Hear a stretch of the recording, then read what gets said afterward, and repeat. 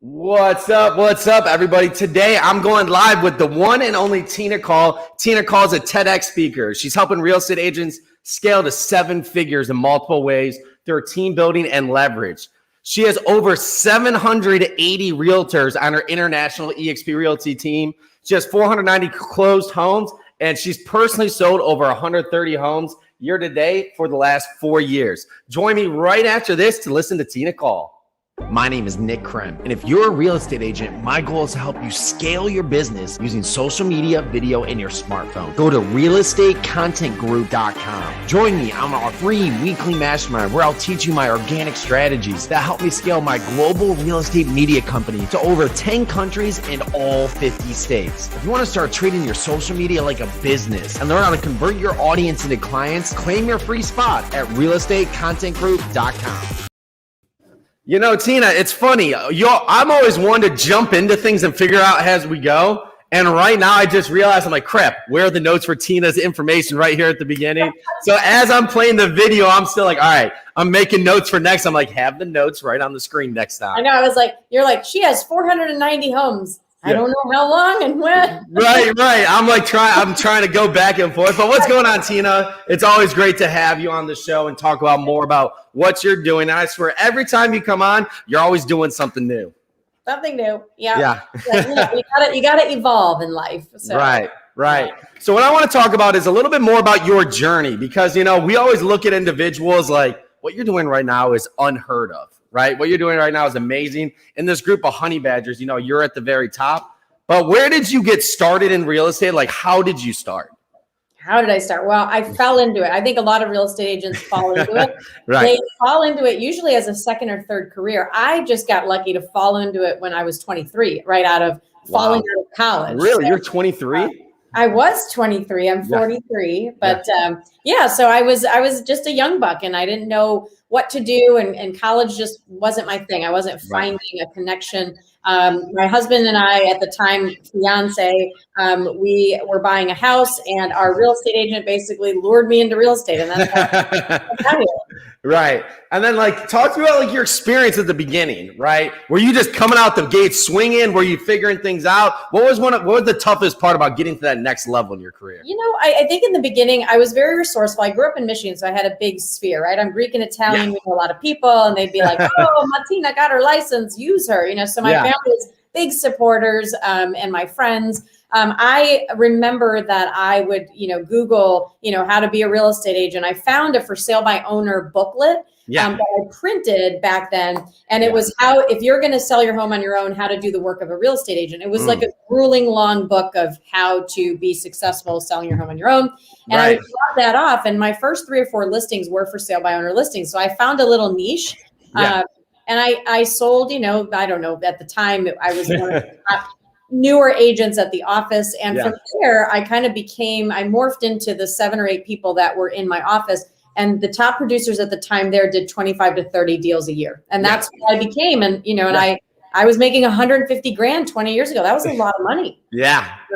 But then the market crashed in 2006 in Detroit. And I literally went from making 150 down to 40. And I was going to leave the business. But thank God I call it my magical ferry. I ran into Mike Ferry, an agent with him. Yeah. And she was basically making about $800,000 a year. So I thought, well, she's doing that by doing A, B, and C. I could surely copy that. Right.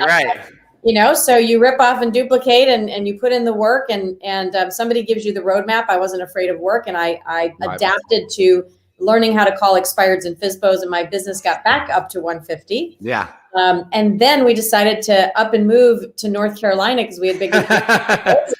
So great, I got my feet under me. Let's just go ahead and move. Let's just go. Well, I knew how to pick up the phone and prospect. I knew how to smile, dial, make a pile. So I was like, well, I could do this anywhere. Why am I living in Detroit when it's freezing? I could go live in Raleigh, North Carolina, which we did. So, so we got here, and the first 6 months, I couldn't sell a home to save my life. Right. I got down to about $5 grand in my bank account, and Kevin came knocking like, hey, we're going to go out of business soon. Yeah. You need to get going. So from there, we picked up our business all the way to that 130 deal a year producer that I was.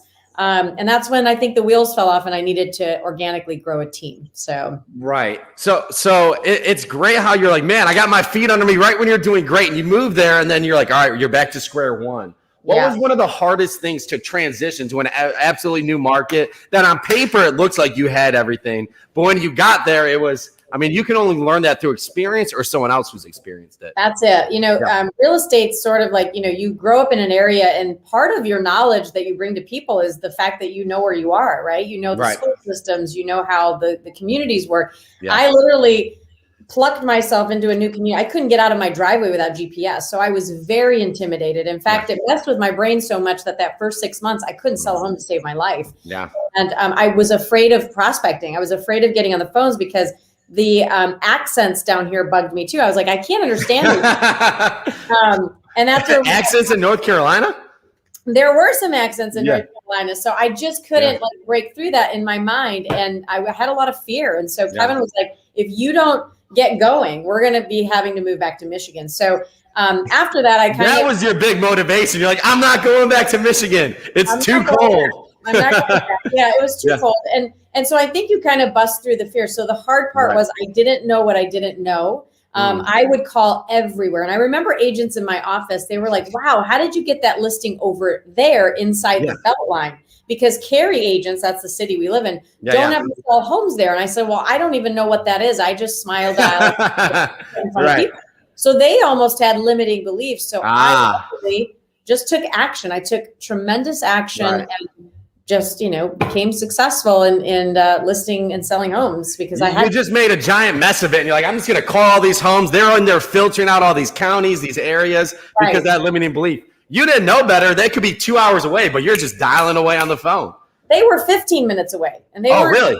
They weren't, our office inside the Beltline is 15 minutes away. But they were like, Cary agents can't get those listings because those inside the Beltline people, they only go with agents inside the Beltline. Well, that's your limiting belief. And so I would come back with these $800,000-$900,000 listings. Like, well, I just took a listing inside the Beltline, whatever that means. Right. It was kind of fun to just have no limiting beliefs that were set by our broker or the peers in our group. We just didn't know what we didn't know. And I think that was part of the success. Yeah. And talk to me because, you were absolutely crushing it as an agent, and then what was something that you wanted to do? Like when you wanted to create your team, what was something that you just couldn't overcome by doing it yourself?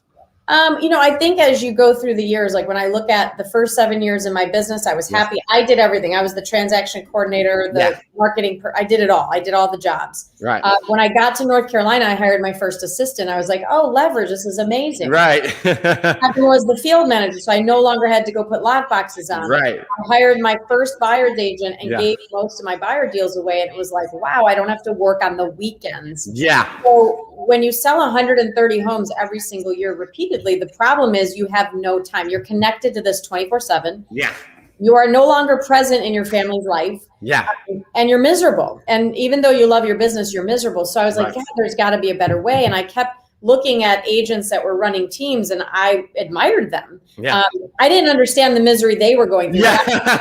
It's just a different kind of misery. Yeah. It's a different kind of misery. So so at that point, the pain point then was I need to leverage, I need to grow, I need to give away some of my, ego and just say, okay, there has to be more people that can do this like I do, I love it. I love it. And then talking about that transition, you just started your new team. What kind of support did you have? Were you looking at other people who were, the first two agents that I hired, I basically was like, come on, I need help. Here's some buyers, go play. And we went from 130 deals to 178 deals that first year with two agents. Yeah. So they brought like another, 50, 60 deals to the table. I had no meetings. I basically let them do what they want. There was no accountability. I didn't have I had no accountability at all because I was not trying to be a leader. I was just trying to gain a little bit of freedom. Right. And I actually failed those people. Back then I talk about this a lot. I was a part-time leader, and that's where team leaders go from, I'm so exhausted, I'm just going to start a team. But the problem is they're still in production, so they can't focus on being a good leader, and they leave these people hanging out in the cold, and the agents are failing. Yeah. This agent's still servicing their business, and everybody's not doing well. Yeah. So we call it the Hot Mess Express. That's what it was for years. We would, agents The would Hot come, Mess they would Express. go. Yeah. It wasn't until I left Remax because I realized I was paying $100,000 a year to Remax, and I'm like, if I just diversify some of that expense, and I actually hire a team leader, an operations person, to train my agents and really pay attention to them while I was out listing 100 homes, then I think the team could work. And so we transitioned over to Keller Williams. And then wanted to grow this 7-level team after reading the book, Red Book. So it started to get better, but what I still noticed was I still was in production. I was the highest paid employee of my team because all of us are high paid employees if we're still in production. Right. So I was the highest paid employee of my team. Agents still would come, but the problem was as we taught them everything, or if I needed to pick up my listing business, they would turn around and become my competitors. Right. So it's almost like you want to train them, but not too good. And then it almost makes you think, how many people thought of Tina the same way? Like, Tina's doing good, but we don't want her to get too good, right? For everything. Yeah. And I mean, when you think about it, when we would go to mastermind groups, everybody held their really good juice to the vest, right? They were giving you the team leaders go in this room, the brokers go in this room, and the agents go in. So that way everyone kind of stays in their lane. Stay in your lane. Stay in your lane. Right. Yeah. So it didn't feel right to me that I couldn't truly not only give back, and I would teach everybody my listing presentation, all that stuff, but I couldn't inspire them to be independent because why would I do that? I don't want them to leave me. Right. And so for me, that idea of EXP was to transition to a model where if I encourage them to leave me one day, they could go out and build a kick-ass team. And you want them to do better than you. And I want them to do better. So it made sense for me. It fixed that one missing piece that KW couldn't give me, which was retention. I needed to fix retention. Right. I love it. And on a personal note too, I mean, when you get to a certain point, where were you looking at to get to the next level? Like, where could you go before joining this group? I think it was very transactional. If I talked to my coach, it was like, oh, you want to make more money? Go sell more homes. Like that was their answer for everything. Oh, or go get into mortgage, go get into title, go get into more headache solutions, right? And none of those really excited me, even though, we've dabbled in that.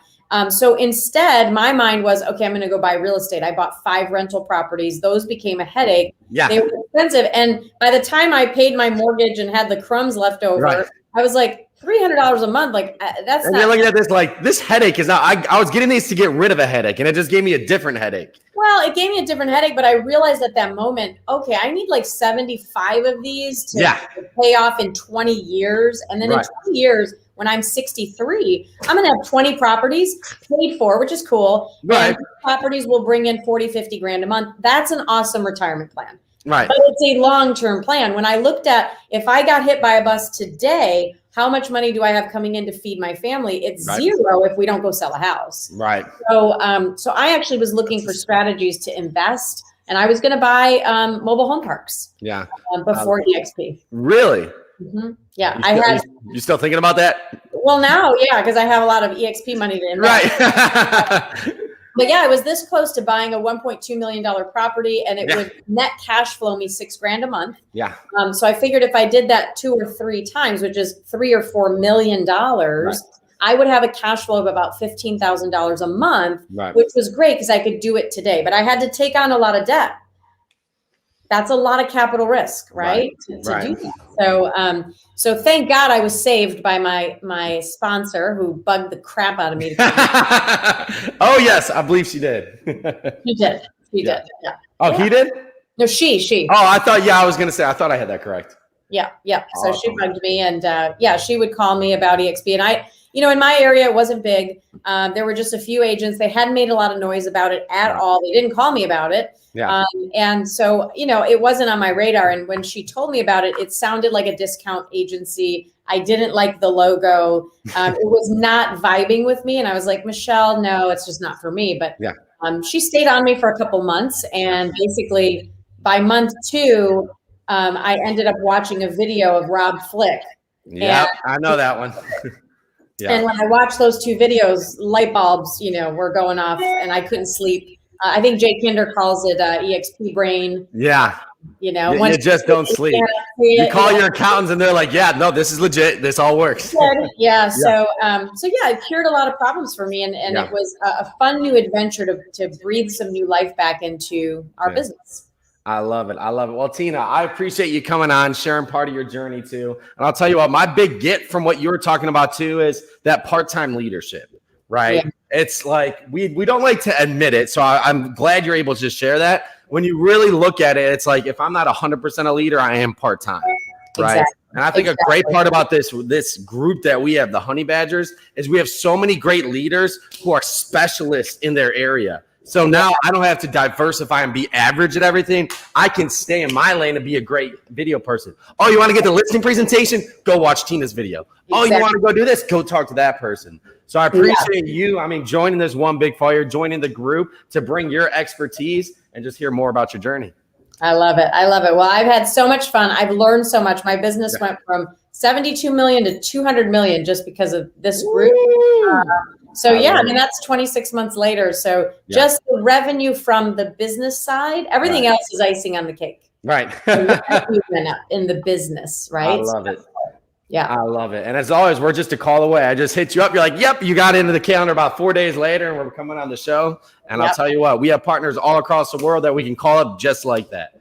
So Tina, I appreciate you coming on the show. As always, guys, make sure you guys go to realestatecontentgroup.com to learn more about what we have to offer in our free real estate group. Tina, thank you so much for coming on. You're so welcome. Thanks for having me. Yep. My name is Nick Krem. And if you're a real estate agent, my goal is to help you scale your business using social media, video, and your smartphone. Go to realestatecontentgroup.com. Join me on our free weekly mastermind where I'll teach you my organic strategy